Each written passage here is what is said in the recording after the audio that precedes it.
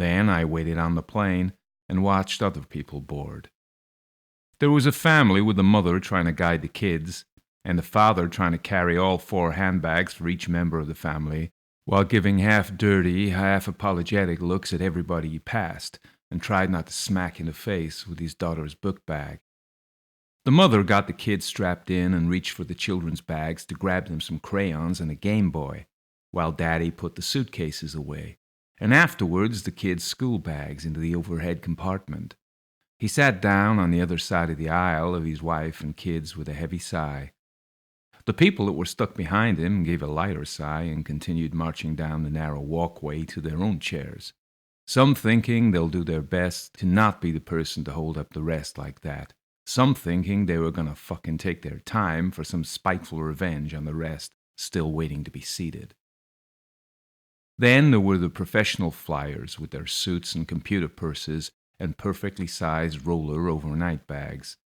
There were the young couples with their hip clothes and smiles and holding the hands of each other down the aisle. And, as always, a few obese ladies rubbed every arm that didn't move in time with their oversized love handles. We all strapped in on this flying piece of metal, watching the others, playing the lottery of transitory companion. Please, we say, let me get somebody attractive or funny or quiet. Looking up at them as they pass, are they looking at the seat number over my head? For the first time in a long time, someone greeted me with a good evening in English. I got a middle-aged guy who would sleep for most of the flight and read his book. On my other side, a girlfriend of some guy who was sitting behind her. His hand would be in my face this whole flight, caressing her face. Don't worry, buddy, I have no interest in your lady, and I'm sure she loves you.